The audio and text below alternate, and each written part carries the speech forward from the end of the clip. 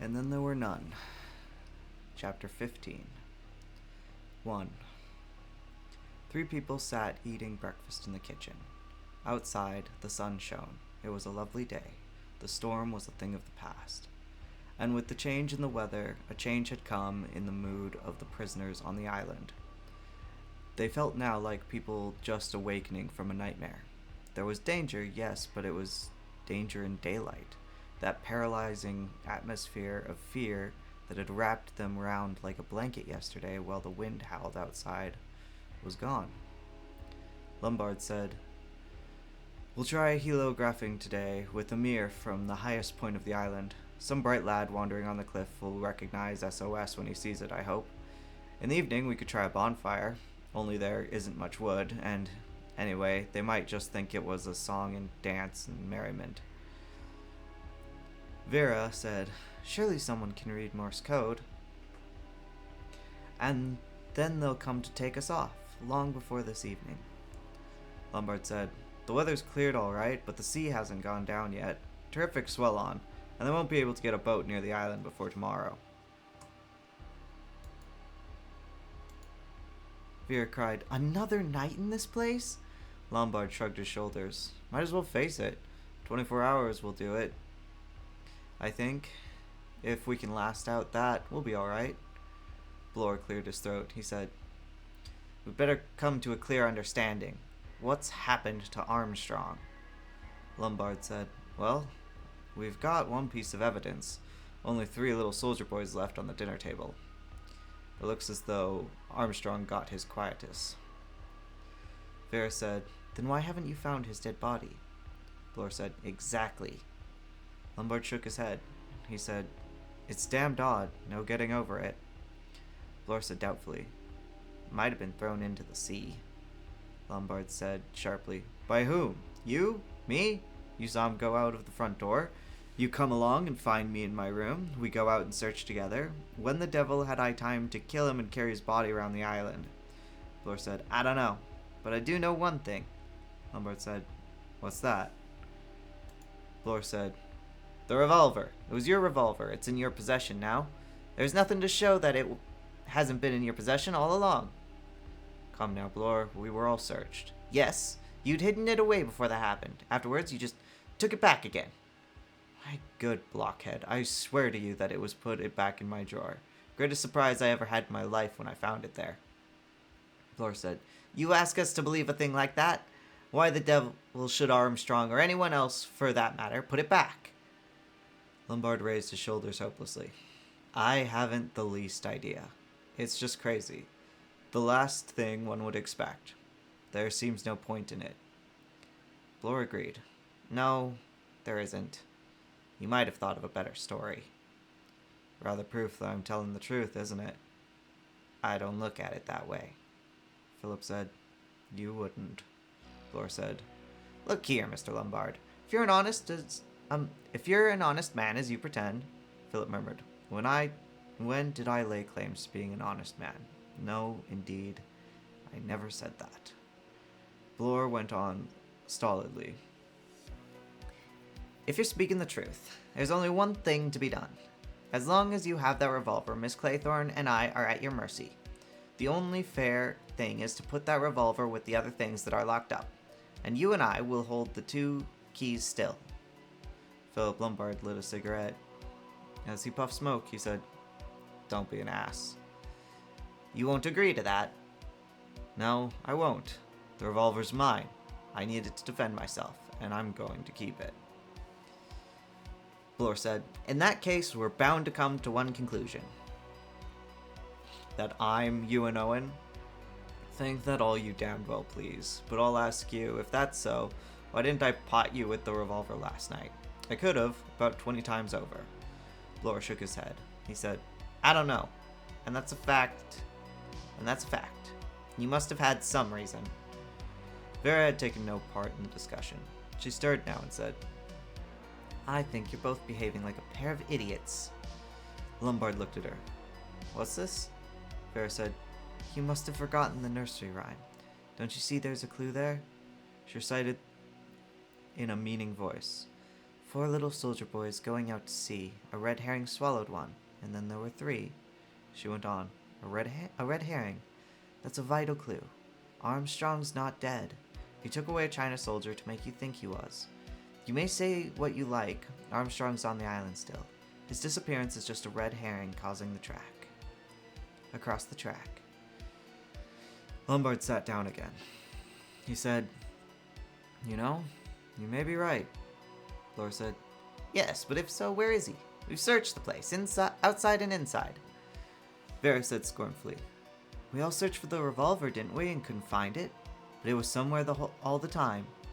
Lombard said, "There's a slight difference in size, my dear, between a man and a revolver." Vera said, "I don't care. I'm sure I'm right." Blore murmured, Rather giving himself away, wasn't it? Actually mentioning a red herring in the verse. Could have written it up a bit different." Vera cried, "But don't you see? He's mad. It's all mad. The whole thing of going by the rhyme is mad. Dressing up the judge, killing Rogers when he was chopping sticks, drugging Mrs. Rogers so that she overslept herself, arranging for a bumblebee when Miss Brent died. It's like some horrible child playing a game. It's all got to fit in." Blore said, "Yes, you're right." He thought a minute. "At any rate, there's no zoo on the island. I'll have a bit of trouble with that one." Vera cried, "Don't you see? We're the zoo. Last night we were hardly human anymore. We're the zoo." 2. They spent the morning on the cliffs, taking it in turns to flash a mirror at the mainland. There were no signs that anyone saw them, no answering signals. The day was fine with a slight haze. Below, the sea heaved with a gigantic swell. There were no boats out. They had made another abortive search of the island. There was no trace of the missing physician. Vera looked up at the house from where they were standing. She said, her breath coming with a slight catch, "One feels safer here, out in the open. Let's go back into the house again." Lombard said, "Not a bad idea. We're pretty safe here. No one can get at us without our seeing him a long time beforehand." Vera said, "We'll stay here." Blore said, "I have to pass the night somewhere. We'll have to go back to the house then." Vera shuddered. "I can't bear it. I can't go through another night." Philip said, "You'll be safe enough, locked in your room." Vera murmured, "I suppose so." She stretched out her hands, murmuring, "It's lovely to feel the sun again." She thought, "How odd. I'm almost happy, and yet I suppose I'm actually in danger. Somehow, now, nothing seems to matter. Not in daylight. I feel full of power. I feel that I can't die." Blore was looking at his wristwatch. He said, "It's 2 o'clock. What about lunch?" Vera said obstinately, "I'm not going back to the house. I'm going to stay here, in the open." "Oh, come now, Miss Claythorne. Got to keep your strength up, you know." Vera said, If I even see a tinned tongue, I shall be sick. I don't want any food. People go days on end with nothing sometimes when they're on a diet." Blore said, "Well, I need my meals regular. What about you, Mr. Lombard?" Philip said, "You know, I don't relish the idea of tinned tongue particularly. I'll stay here with Miss Claythorne." Blore hesitated. Vera said, "I shall be quite all right. I don't think he'll shoot me as soon as your back is turned, if that's what you're afraid of." Blore said, "It's all right if you say so, but we agreed we ought not to separate." Philip said, "You're the one who wants to go into the lion's den. I'll come with you if you like." "No, you won't," said Blore. "You'll stay here." Philip laughed. "So, you're still afraid of me? Could I shoot you? Why, I could shoot you both this very minute if I liked." Blore said, "Yes, but that wouldn't be according to plan. It's one at a time. It's got to be done in a certain way." "Well," said Philip, "you seem to know all about it." "Of course," said Blore. "It's a bit jumpy going up to the house alone." Philip said softly, "And therefore will I lend you my revolver?" Answer, "No, I will not." "Not quite so simple as that, thank you." Blore shrugged his shoulders and began to make his way up the steep slope to the house. Lombard said softly. Feeding time at the zoo. The animals are very regular in their habits. Vera said anxiously. Isn't it very risky what he's doing? In the sense you mean? No, I don't think it is. Armstrong's not armed, and anyway, Blore is twice a match for him in physique. He's very much on his guard. Anyway, the sheer impossibility that Armstrong can be in the house. I know he's not there. But what other solution is there? Philip said softly. There's Blore. Oh, do you really think... Listen, my girl, you heard Blore's story. You've got to admit that if it's true, I can't possibly have had anything to do with Armstrong's disappearance. His story clears me, but it doesn't clear him. We only have his word for it that he heard footsteps and saw a man going downstairs and out the front door. The whole thing may be a lie. He may have got rid of Armstrong a couple of hours before that. How? Lombard shrugged his shoulders. That we don't know. But if you ask me, we've only one danger to fear, and that danger is Blore. What do we know about the man? Less than nothing. All this ex-policeman story may be bunkum. He may be anybody, a mad millionaire, crazy businessman, an escaped inmate of Broadmoor. One thing's certain, he could have done every one of these crimes.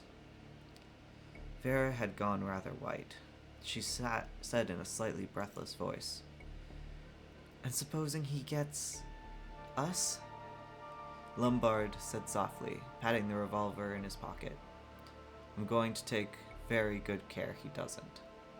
Then he looked at her curiously. Touching faith in me, haven't you, Vera? Quite sure I wouldn't shoot you. Vera said, One has got to trust someone. As a matter of fact, I think you're wrong about Blore. I still think it's Armstrong. She turned to him suddenly.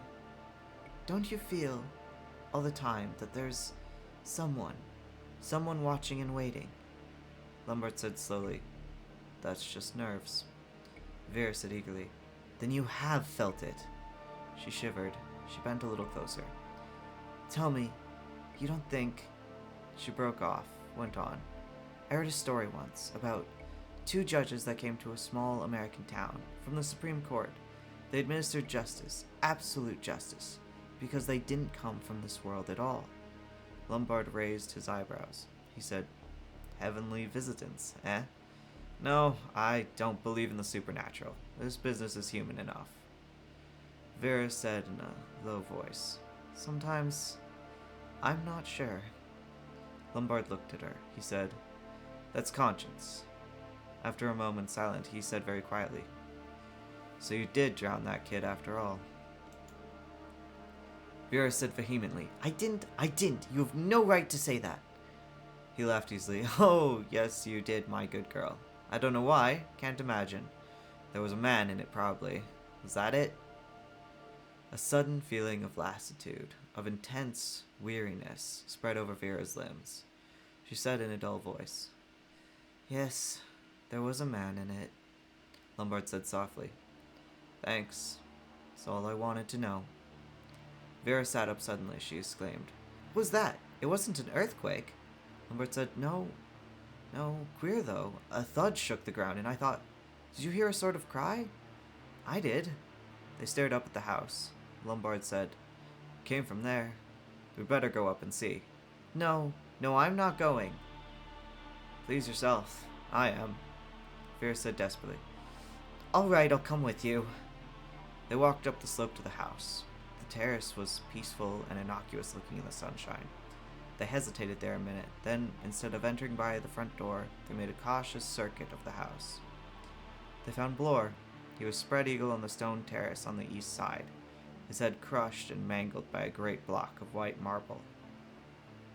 Philip looked up. He said, Whose is that window just above? Vera said in a low, shuddering voice, It's mine, and that's the clock from my mantelpiece. I remember it now. It was shaped like a bear. She repeated, her voice shook and quavered. It was shaped like a bear. 3. Philip grasped her shoulder. He said, and his voice was urgent and grim, "This settles it. Armstrong is hiding somewhere in that house. I'm going to get him." But Vera clung to him. She cried, "Don't be a fool. It's us now. We're next. He wants us to look for him. He's counting on it." Philip stopped. He said thoughtfully, "There's something in that." Vera cried, "At any rate, you do admit now that I was right." He nodded. "Yes, you win. It's Armstrong, all right. Where the devil did he hide himself?" He went over the place with a fine-tooth comb. Vera said urgently, "If you didn't find him last night, you won't find him now. That's common sense." Lombard said reluctantly, "Yes, but he must have prepared a secret place beforehand, naturally. Of course, it's just what he would do. You know, like a priest hole in the old manor houses." "This isn't an old house of that kind. He could have had one made." Philip shook his head. He said, "We measured the place that first morning. I swear there's no space unaccounted for." Vera said, "There must be." Lombard said, "I'd like to see." Vera cried, "Yes, you'd like to see, and he knows that. He's in there waiting for you." Lombard said, half bringing out the revolver from his pocket, "I've got this, you know." "You said Blore was all right, that he was more than a match for Armstrong. So he was physically, and he was on the lookout too. But what you don't seem to realize is that Armstrong is mad, and a madman has all the advantages on his side. He's twice as cunning as anyone sane can be." Lombard put back the revolver in his pocket. He said, "Come on, then." 4. Lombard said at last, "What are we going to do when night comes?" Vera didn't answer. He went on accusingly, "You haven't thought of that?" She said helplessly, "What can we do? Oh my God, I'm frightened." Philip Lombard said thoughtfully, "It's fine weather. There will be a moon. We must find a place, up by the top cliffs perhaps. We can sit there and wait for morning. We mustn't go to sleep. We must watch the whole time, and if anyone comes up towards us, I shall shoot." He paused. "You'll be cold, perhaps, in that thin dress?"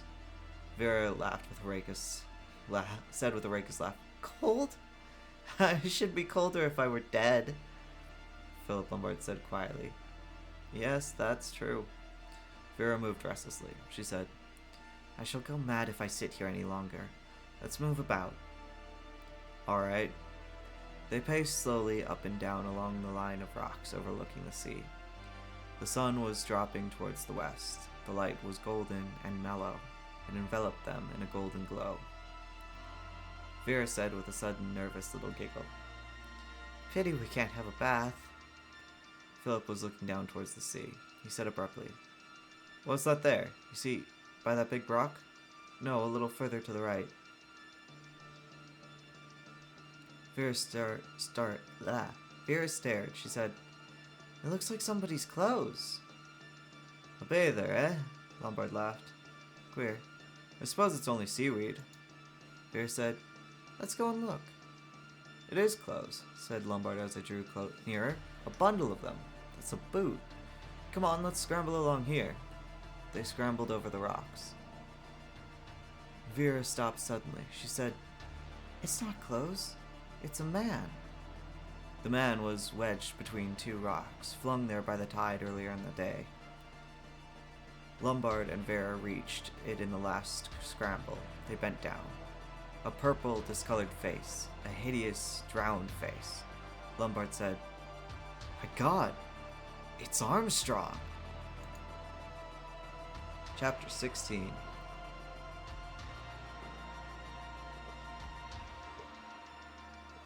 1. Aeons passed. Worlds spun and twirled. Time was motionless. It stood still. It passed through 1,000 ages. No, it was only a minute or so. 2 people were standing looking down on a dead man. Slowly, very slowly, Vera Claythorne and Philip Lombard lifted their heads and looked into each other's eyes. 2. Lombard laughed. He said, "So that's it, is it, Vera?" Vera said, "There's no one on the island. No one at all except us 2. Her voice was a whisper, nothing more. Lombard said, "Precisely. So we know where we are, don't we?" Vera said, "How has it worked? That trick with the marble bear?" He shrugged his shoulders. "A conjuring trick, my dear. A very good one." Their eyes met. Vera thought again. Why did I never see his face properly before? A wolf. That's what it is. A wolf's face. Those horrible teeth. Lombard said, and his voice was a snarl, dangerous, menacing. "This is the end, you understand. We've come to the truth now. And it's the end." Vera said quietly, "I understand." She stared out to the sea. General MacArthur had stared out to sea when, only yesterday, or was it the day before, he too had said, "This is the end." He had said it with acceptance, almost with welcome. But to Vera, the words, the thought, brought rebellion. No, it should not be the end. She looked down at the dead man. She said, "Poor Dr. Armstrong." Lombard sneered. He said, "What's this?" "Womanly pity?" Vera said. "Why not? Haven't you any pity?" He said, "I've no pity for you. Don't expect it." She looked down again at the body. She said, "We must move him. Carry him up to the house." "To join the other victims, I suppose? All neat and tidy? Far as I'm concerned, he can stay where he is." Vera said, "At any rate, let's get him out of reach of the sea." Lombard laughed. He said, "If you like." He bent, tugging at the body. Vera leaned against him, helping him. She pulled and tugged with all her might. Lombard panted, "Not such an easy job." They managed it, however, dragging the body clear of the high water mark. Lombard said as he straightened up, "Satisfied?" Vera said, "Quite." Her tone warned him. He spun around. Even as he clapped his hand to his pocket, he knew that he would find it empty. She had moved a yard or two away and was facing him, revolver in hand. Lombard said, "So that's the reason for your womanly solicitude. You wanted to pick my pocket." She nodded. She held it steadily and unwaveringly. Death was very near to Philip Lombard now. It had never, he knew, been nearer. Nevertheless, he was not beaten yet. He said, authoritatively, "Give that revolver to me." Vera laughed. Lombard said, "Come on, hand it over." His quick brain was working. Which way? Which method? Talk her over, lull her into security, or a swift dash? All his life, Lombard had taken the risky way. He took it now. He spoke slowly, argumentatively. "Now look here, my dear girl. You will listen."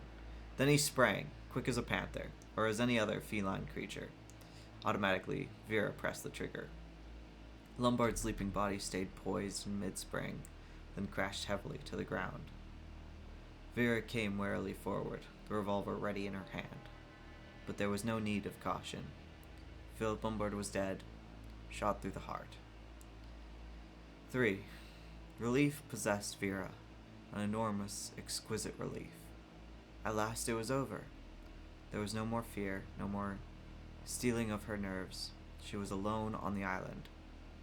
Alone with 9 dead bodies. But what did that matter? She was alive. She sat there, exquisitely happy, exquisitely at peace.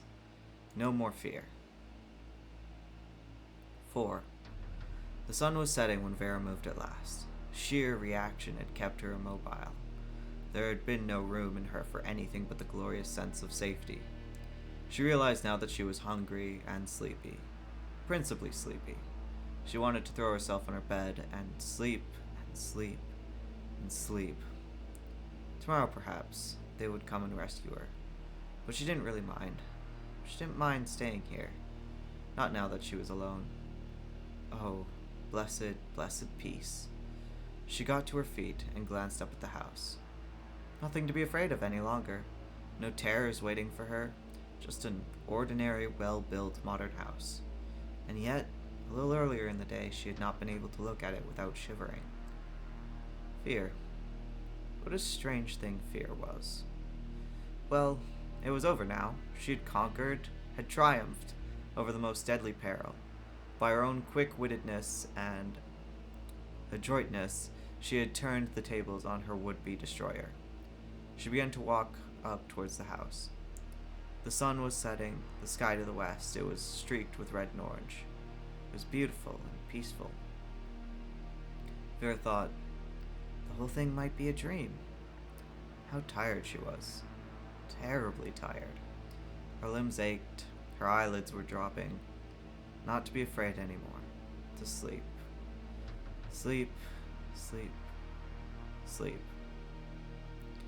To sleep safely, since she was alone on the island. One little soldier boy left all alone. She smiled to herself.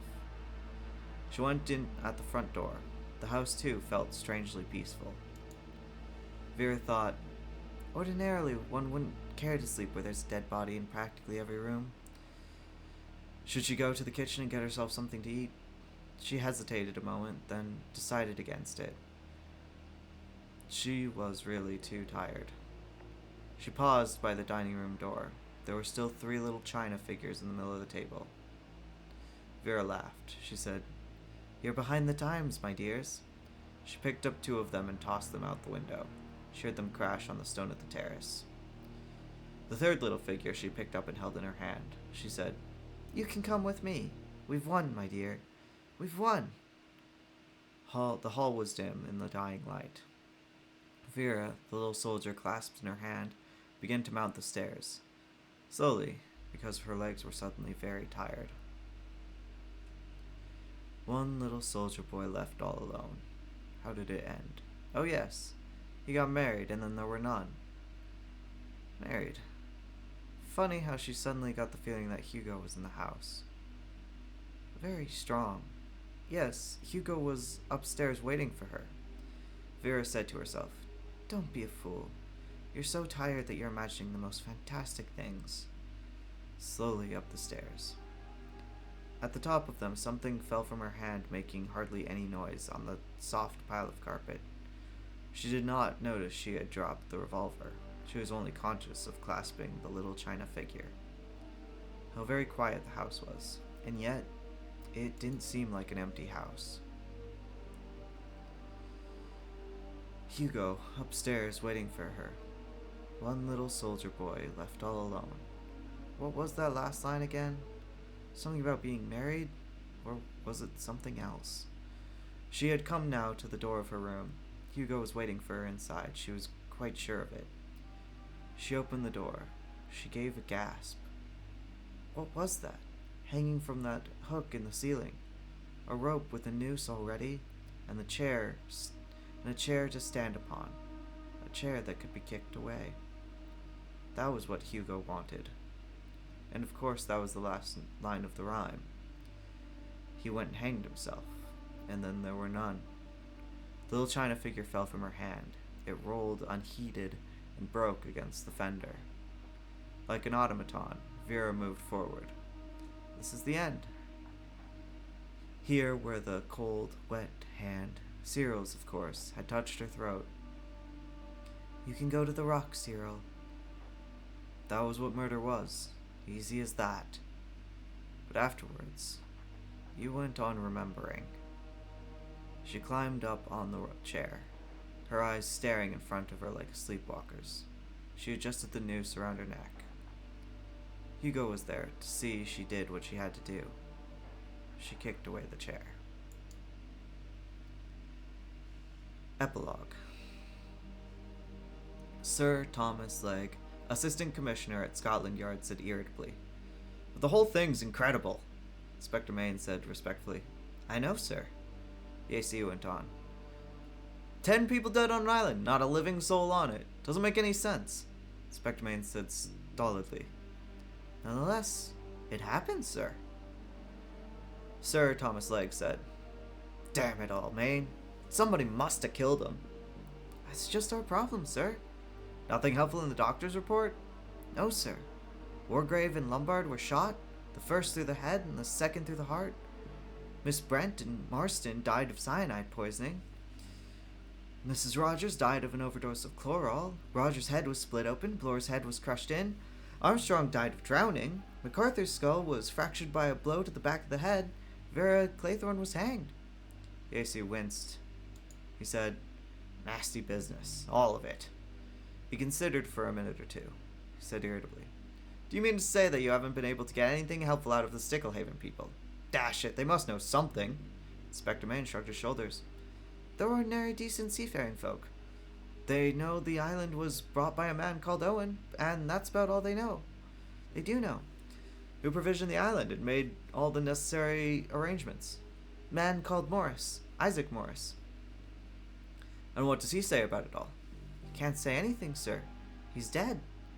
The AC frowned. "Do we know anything about this Morris?" "Oh, yes, sir. We know about him. He wasn't a very savory gentleman, Mr. Morris. He was implicated in that share-pushing fraud of Benito's 3 years ago. We're sure of that, though we can't prove it. And he was mixed up in the dope business. And again, we can't prove it. He was a very careful man, Morris." "And he was behind this island business?" "Yes, sir. He put through the sale, though he made it clear that he was buying Soldier Island for a third party, unnamed." "Surely there's something to be found on the financial angle there." Inspector Maine smiled. "Not if you knew Morris. He can wangle figures until the best chartered accountant in the country wouldn't know if he was on his head or his heels. We've had a taste of that in the Benito business. No, he covered his employer's tracks, all right." The other man sighed. Inspector Maine went on. "It was Morris who made all the arrangements down in Sticklehaven, represented himself as acting for, quote, Mr. Owen, unquote. And it was he who explained to the people down there that it was some experiment, that there was some experiment on, some bet about living on a deserted island for a week, and that no choice was to be taken of any appeal for help out there." Sir Thomas Legge stirred uneasily. He said, "And you're telling me that those people didn't smell a rat? Not even then?" Maine shrugged his shoulders. He said, "You're forgetting, sir, that Soldier Island previously belonged to young Elmer Robson, the American. He had the most extraordinary parties down there. I've no doubt the local people's eyes fairly popped out over him. But they got used to it, and they'd begun to feel that anything to do with Soldier Island would be necessarily incredible. It's natural, that, sir, when you come to think of it." The assistant commissioner admitted gloomily that he supposed it was. Maine said, "Fred Narracott, that's the man who took the party out there, did say that one thing that was illuminating. He said he was surprised to see that the sort of people that were there. Not at all like Mr. Robinson's parties. I think it was the fact that they were all so normal and so quiet that made him override Morris's orders and take out the boat to the island after he'd heard about the SOS signals." "When did he and the other men go?" "The signals were seen by a party of Boy Scouts on the morning of the 11th. There was no possibility of getting there that day. The men got there on the afternoon of the 12th, at the first moment possible to run a boat ashore there. They were all quite positive that nobody could have left the island before they got there. There was a big sea on after the storm." "Couldn't someone have swum to shore?" "It's over a mile to the coast, and there are heavy seas and big breakers inshore, and there were a lot of people, Boy Scouts and others, on the cliffs looking out towards the island and watching." The AC sighed. He said, "What about that gramophone record you found in the house? Can you get hold of anything there that might help?" Inspector Maine said, "I've been into that. It was supplied by a firm that do a lot of theatrical stuff and film effects. It was sent to U.N. Owen Esquire, C.O. Isaac Morris, and it was understood to be required for an amateur performance of a hitherto unacted play. The typescript of it was returned with the record." Legge said, "And what about the subject matter, eh?" Inspector Maine said gravely, "I'm coming to that, sir." He cleared his throat. "I've investigated those accusations as thoroughly as I can, starting with the Rogerses, who were the first to arrive on the island. They were in the service of a Miss Brady who died suddenly. Can't get anything definite out of the doctor who attended her. He says they certainly didn't poison her or anything like that, but his personal belief is that there was some funny business, that she died as the result of neglect on their part, Says it was the sort of thing that's quite impossible to prove. Then there is Mr. Justice Wargrave. That's okay. He was the judge who sentenced Seton. By the way, Seton was guilty, unmistakably guilty. Evidence turned up later after he was hanged, which proved that beyond a shadow of a doubt beyond any shadow of doubt. But there was a good deal of comment at the time. 9 people out of 10 thought Seton was innocent, and the judge's summing up had been vindictive. The Claythorne girl, I find, was governess in a family where death occurred by drowning. However, she doesn't seem to have anything to do with it. As a matter of fact, she behaved very well, swam out to the rescue and was actually carried out to sea, and only just rescued in time. Go on, said the AC with a sigh. Maine took a deep breath. Dr. Armstrong now, well-known man, had a consulting room in Harley Street. Absolutely straight and above board in his profession. Haven't been able to trace any kind of record of an illegal operation or anything of that kind. It's true there was a woman called Cleese who was operated on by him back in 1925 at Leithmore. Maybe Leithmore? I don't know. I'm sorry. When he was attached to the hospital there. Peritonitis, I think. And she died on the operating table. Maybe he wasn't very skillful over the op. After all, he hadn't much experience. But after all, clumsiness isn't a criminal offense. There's certainly no motive. Then there's Miss Emily Brent. Girl, Beatrice Taylor was in service with her. Got pregnant and was turned out by her mistress and went and drowned herself. Not a nice business, but again, not criminal. That, said the AC, seems to be the point. You and Owen dealt with cases that the law couldn't touch. Maine went stolidly on with his list. Young Marston was a fairly reckless car driver. He had his license endorsed twice, and he ought to have been prohibited from driving, in my opinion. That's all there is to him. The two names, John and Lucy Combs, were those of the two kids he knocked down and killed near Cambridge. Some friends of his gave evidence for him, and he was let off with a fine. Can't find anything definite about General MacArthur. Fine record, war service, all the rest of it. Arthur Richmond was serving under him in France and was killed in action. No friction of any kind between him and the general. They were close friends, as a matter of fact. There were some blunders made about that time. Commanding officers sacrificed men unnecessarily. Possibly this was a blunder of that kind. Possibly, said the AC. Now, Philip Lombard has been mixed up in some very curious shows abroad. He sailed very near the law once or twice, got a reputation for daring and for not being over-scrupulous. Sort of fellow who might do several murders in some quiet, out-of-the-way spot. Then we come to Bloor, Maine hesitated. He, of course, was one of our lot. The other man stirred. Bloor, said the assistant commissioner forcibly, was a bad hat. You think so, sir? The AC said, always thought so. He was clever enough not to get away with it. It's my opinion that he committed black perjury in the Blandor case. I wasn't happy about it at the time, but I couldn't find anything. Put Harris onto it. He couldn't find anything. But I'm still of the opinion that there was something to find if we'd known how to set about it. The man wasn't straight. There was a pause, then Sir Thomas Legge said, And Isaac Morris is dead, you say? How did he die? When did he die? I thought you'd come to that, sir. Isaac Morris died on the night of August 8th. Took an overdose of sleeping stuff, one of the barbiturates, I understand. There wasn't anything to show whether it was an accident or suicide. Legge said slowly. Care to know what I think, Maine? Perhaps I can guess, sir. Legge said heavily. That death of Morris's is a damned sight too opportune. Inspector Maine nodded. He said, I thought you'd say that, sir. The assistant commissioner brought down his fist with a bang on the table. He cried out, The whole thing's fantastic. Impossible. 10 people killed on a bare rock of an island, and we don't know who did it, or why, or how. Maine coughed. He said, Well, it's not quite like that, sir. We do know why, more or less. Some fanatic with a bee in his bonnet about justice, He was out to get other people who were beyond the reach of the law.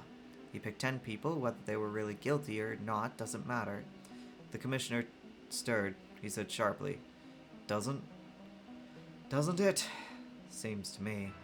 He stopped. Inspector Maine waited respectfully. With a sigh, Legg shook his head. Carry on, he said. Just for a minute I felt I'd got somewhere.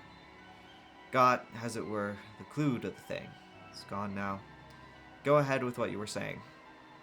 Maine went on. There were 10 people to be executed, let's say. They were executed. UN Owen accomplished his task, and somehow or other he spirited himself off that island into thin air. The AC said, First-class vanishing trick. But you know, Maine, there must be an explanation. Maine said, You're thinking, sir, that if the man wasn't on the island, he couldn't have left the island. And according to the account of the interested parties, he never was on the island. Well, then the only explanation possible is that he was actually one of the 10. The AC nodded. Maine said earnestly, We thought of that, sir. We went into it. Now, to begin with, we're not quite in the dark as to what happened on Soldier Island. Vera Claythorne kept a diary, so did Emily Brent. Old Wargrave made some notes, dry, legal, cryptic stuff, but quite clear. And Blore made notes too. All those accounts tally. The deaths occurred in this order. Marston, Mrs. Rogers, MacArthur, Rogers, Miss Brent, Wargrave. After his death, Vera Claythorne's diary states that Armstrong left the house in the night and that Blore and Lombard had gone after him. Blore has one more entry in his notebook. Just 2 words. Armstrong disappeared. Now, sir, it seemed to me that taking everything into account, though we might find there to be a perfectly good solution. Armstrong was drowned, you remember. Granted that Armstrong was mad, what was to prevent him from having killed off all the others, then committing suicide by throwing himself over the cliff, or perhaps while trying to swim to the mainland? That was a good solution, but it won't do. No, sir, it won't do. First of all, there's the police surgeon's evidence. He got to the island early on the morning of August 13th. He couldn't say much to help us. All he could say was that all the people had been dead at least 36 hours, and probably a good deal longer. But he was fairly definite about Armstrong. Said he must have been from 8 to 10 hours in the water before his body was washed up. That works out at this, that Armstrong must have gone into the sea sometime during the night of the 10th and 11th.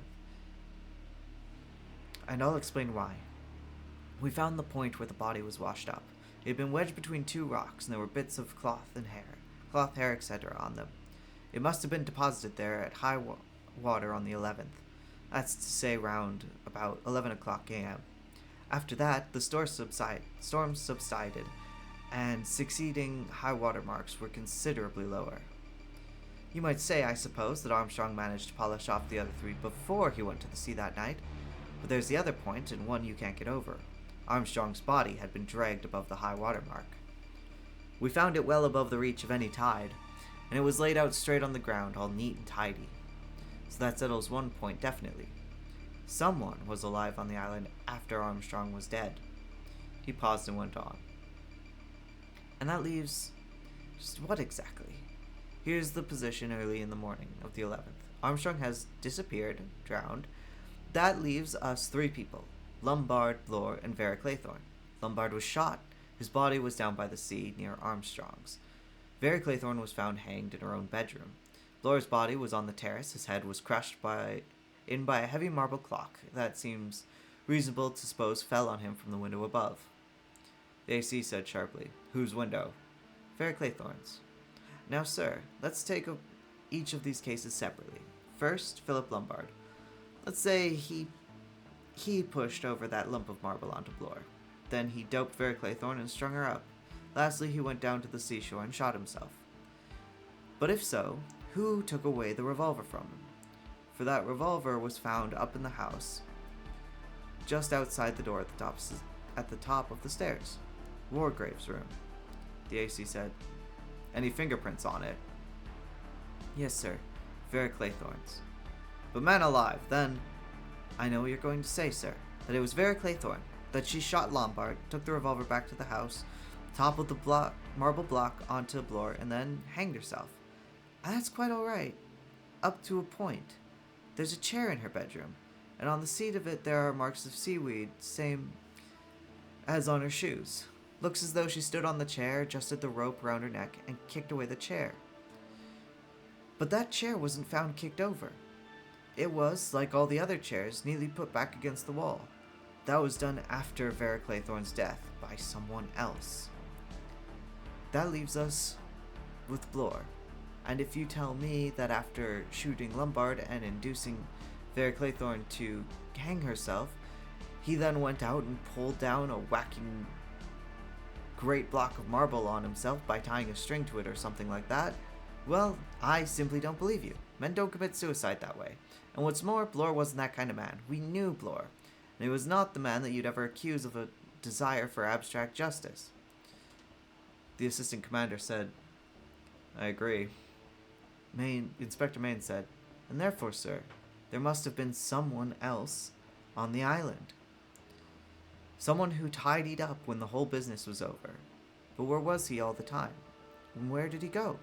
The Sticklehaven people are absolutely certain that no one could have left the island before the rescue boat got there. But in that case, he stopped. The assistant commissioner said, in that case. He sighed and shook his head. He leaned forward. But in that case, he said, who killed them?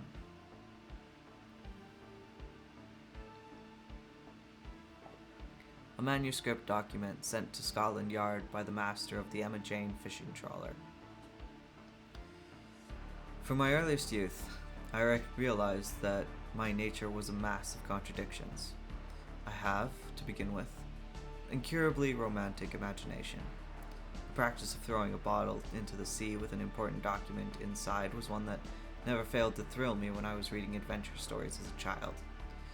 It thrills me still, and for that reason I have adopted this course, writing my confession, enclosing it in a bottle, sealing the latter, and casting it into the waves. There is, I suppose, 100 to 1 chance that my confession may be found. And then, or do I flatter myself, a hitherto unsolved murder mystery will be explained. I was born with other traits beside my romantic fancy. I have a definite sadistic delight in seeing or causing death. I remember experiments with wasps, with various garden pests. From an early age I knew very strongly the lust to kill. But side by side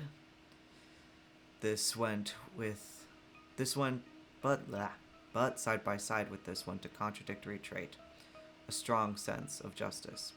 It is abhorrent to me that an innocent person or a creature should suffer or die by any act of mine. I have always felt strongly that right should prevail. And it may be understood, I think a psychologist would understand, that with my mental makeup being what it was, I adopted the law as a profession. The legal profession satisfied nearly all my instincts. Crime and its punishment has always fascinated me. I enjoyed reading every kind of detective story and thriller. I have devised for my own private amusement the most ingenious ways of carrying out a murder. When, in due course, I came to preside over a court of law, that other secret instinct of mine was encouraged to develop.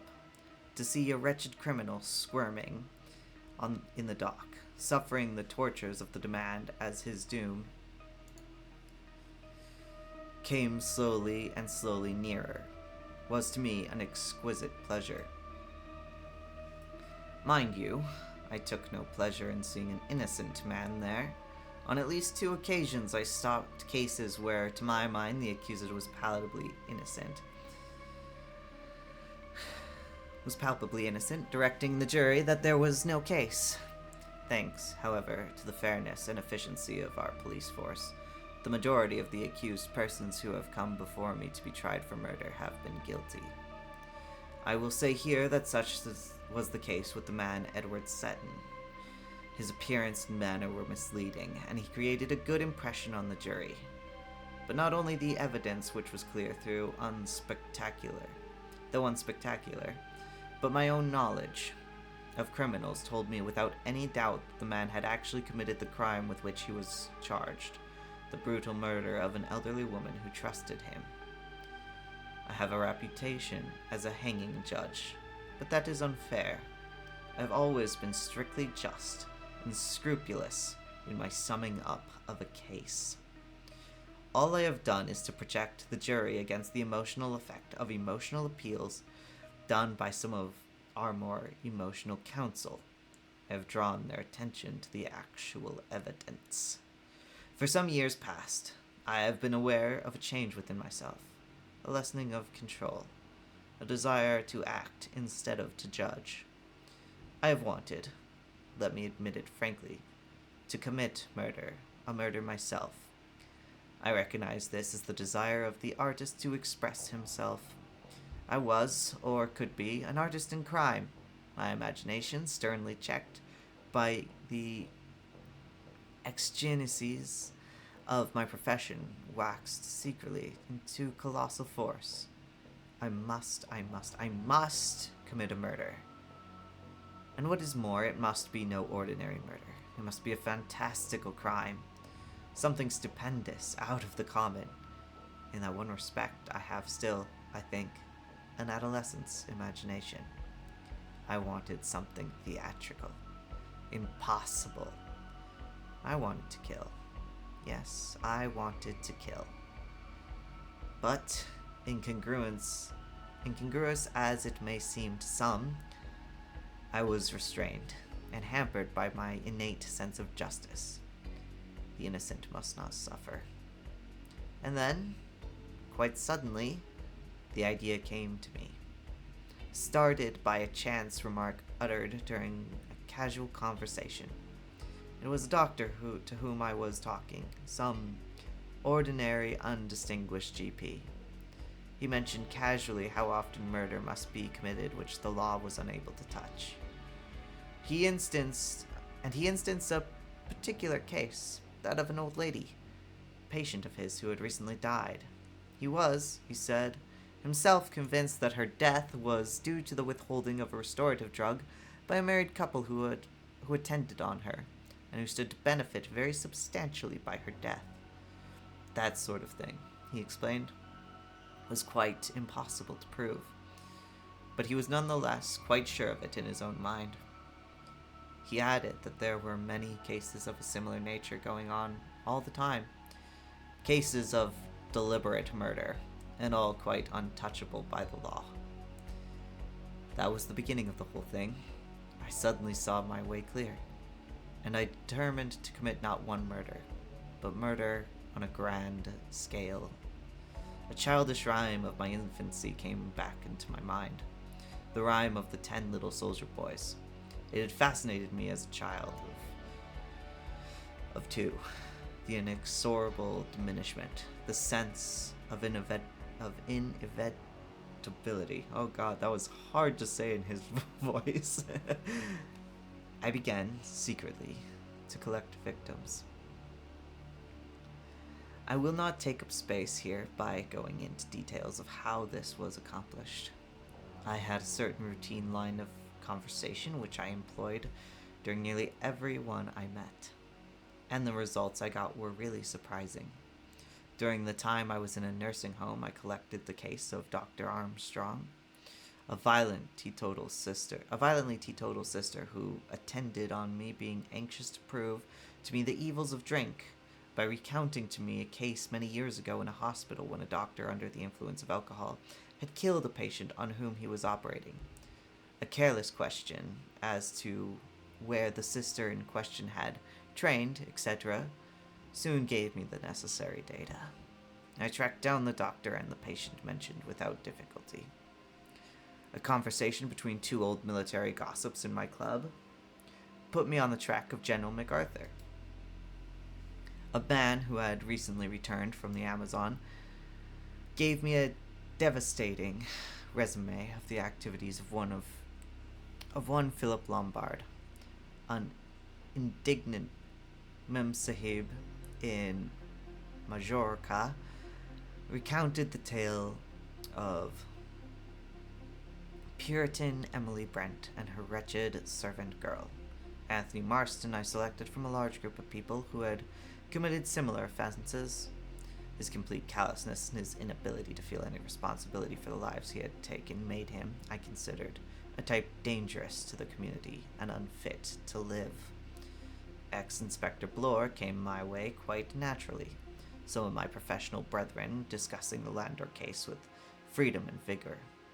I took a serious view of his offense.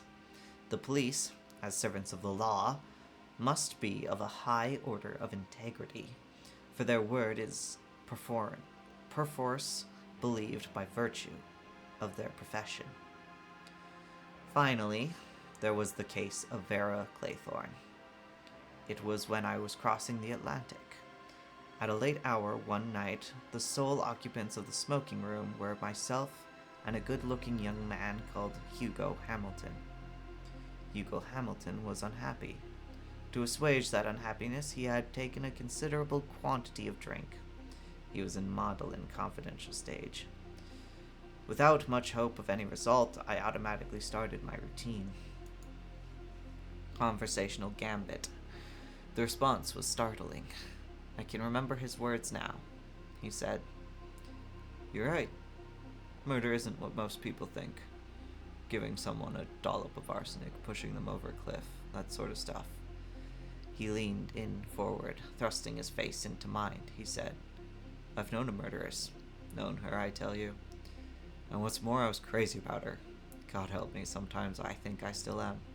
It's hell, I tell you. Hell. You see, she did it more or less for me. Not that I ever dreamed. Women are fiends, absolute fiends. You wouldn't think a girl like that, a nice straight jolly girl, you wouldn't think she'd do that, would you? That she'd take a kid out to sea and let it drown. You wouldn't think a woman could do a thing like that." I said to him, "Are you sure she did do it?" He said, and in saying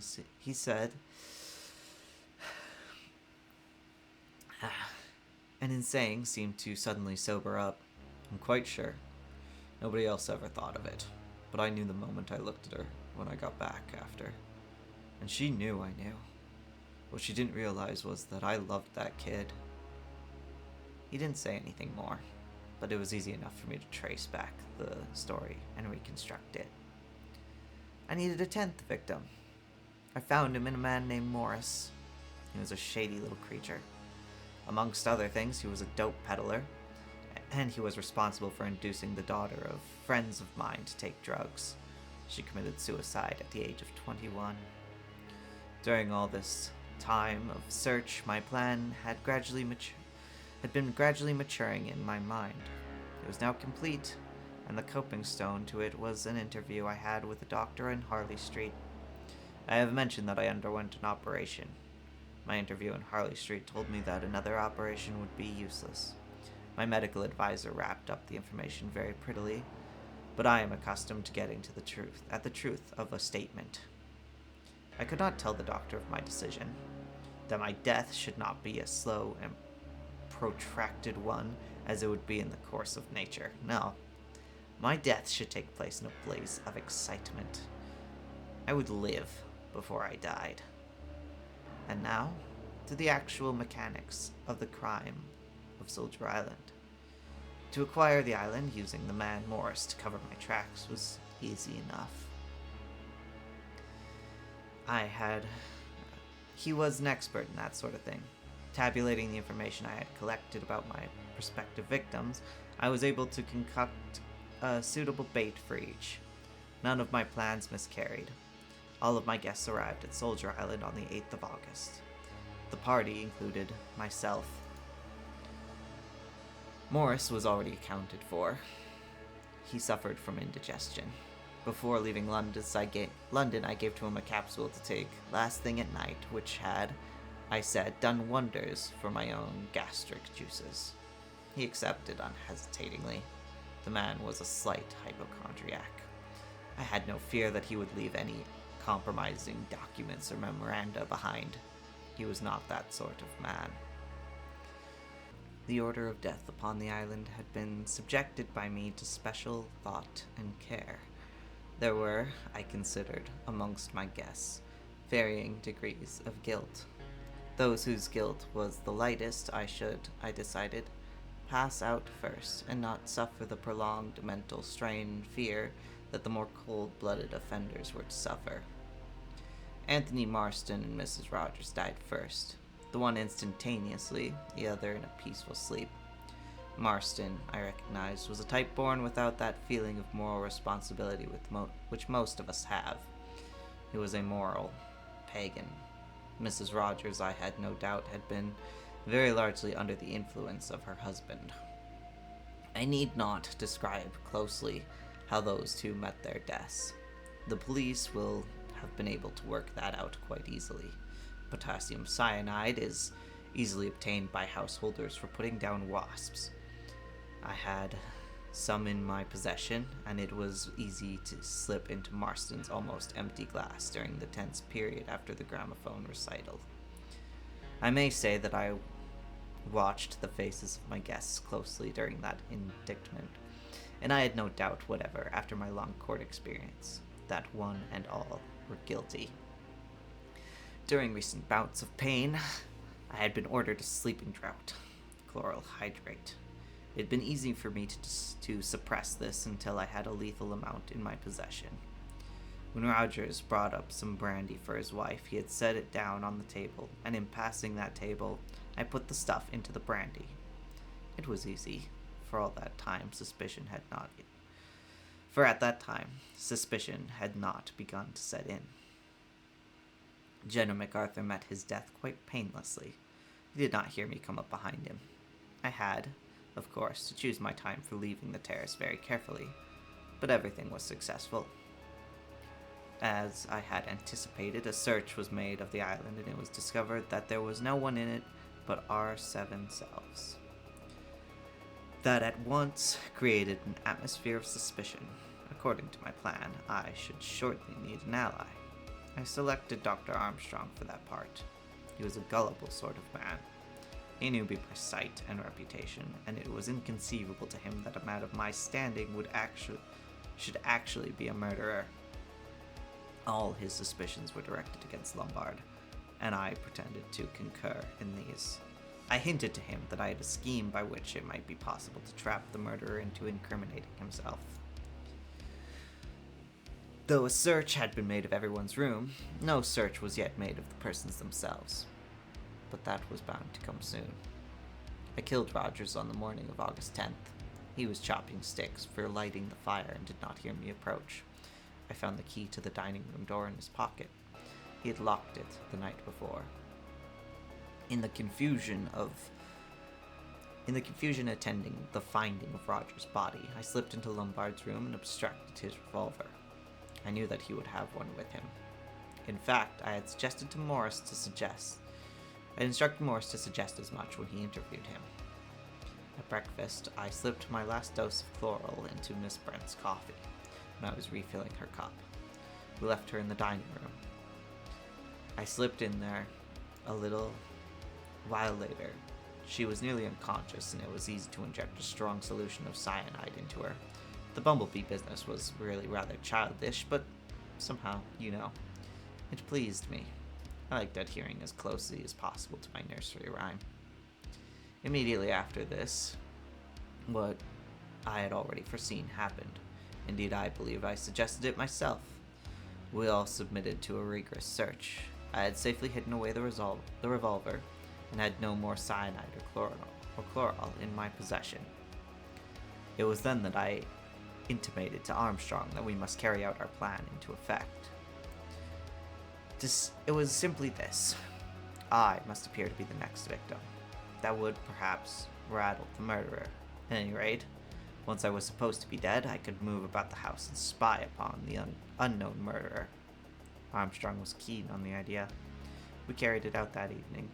A little plaster of red mud on the forehead, and the red curtain, and the wool, and the stage was set.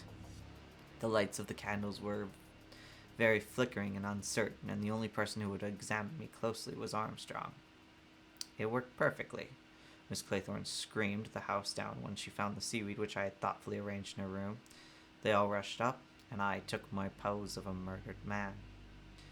The effect on them when they found me was all that could be desired. Armstrong acted his part in the most professional manner.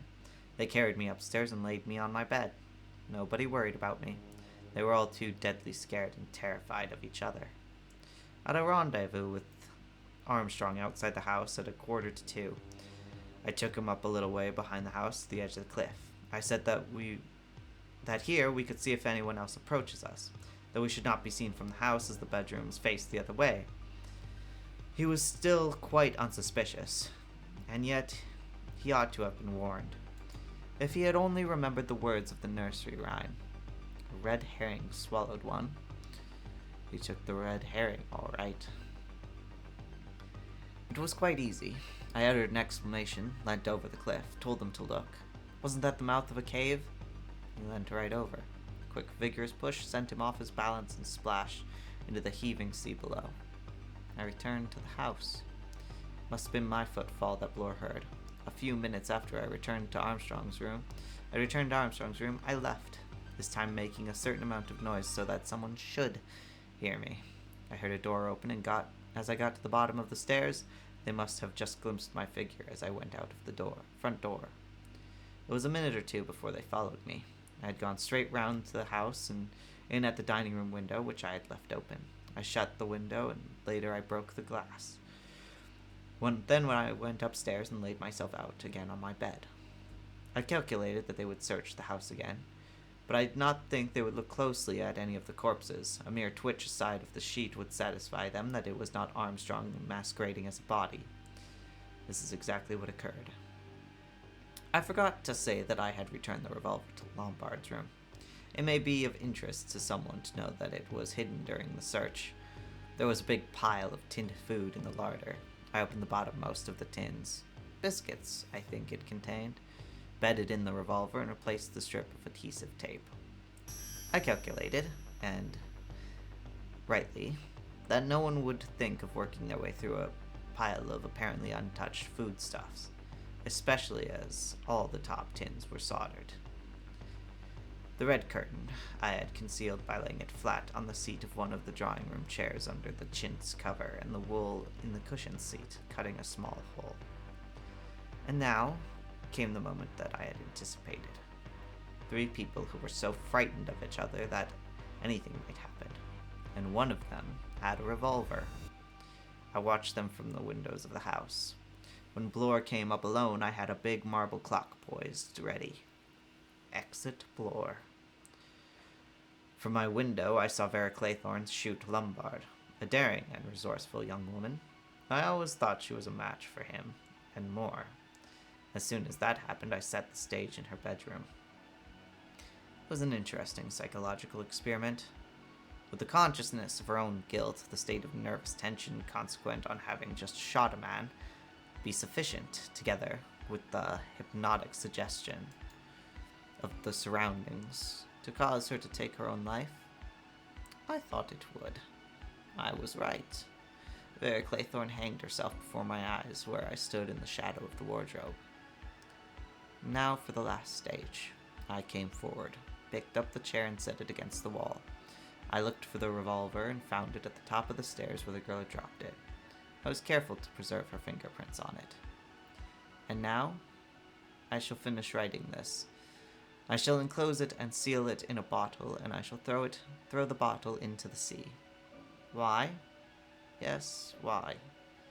It was my ambition to invent a murder mystery that no one could solve. But no artist, I now realize, can be satisfied with art alone. There's a natural craving for recognition which cannot be gainsaid.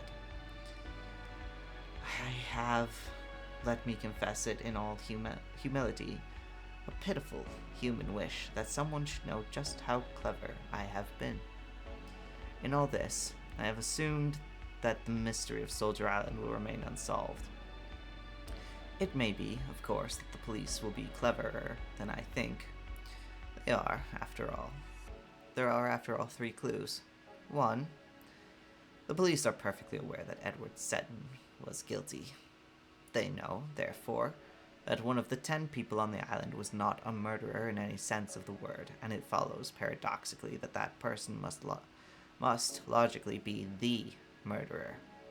The second Clue lines within the 7th verse of the nursery rhyme. Armstrong's death is associated with a red herring which he swallowed, or rather, which resulted in swallowing him. That is to say that at that stage of the affair, some hocus pocus was clearly indicated, and that Armstrong was deceived by it and sent to his death. That might start a promising line of inquiry. For at that period there are only 4 persons, and of those 4 persons I am clearly the only one likely to inspire him with confidence. The third is symbolical. The manner of my death marking me on the forehead. The brand of Cain. There is, I think, little more to say. After entrusting my bottle and its message to the sea, I shall go to my room and lay myself down on the bed. To my eyeglasses is attached what seems of length of fine black cord, but it is elastic cord. I shall lay the weight of the body on the glasses. To the cord I shall loop around the door handle and attach it, not too solidly, to the revolver. What I think will happen is this. My hand, protected with a handkerchief, will press the trigger. My hand will fall to my side, the revolver, pulled by the elastic, will recoil to the door.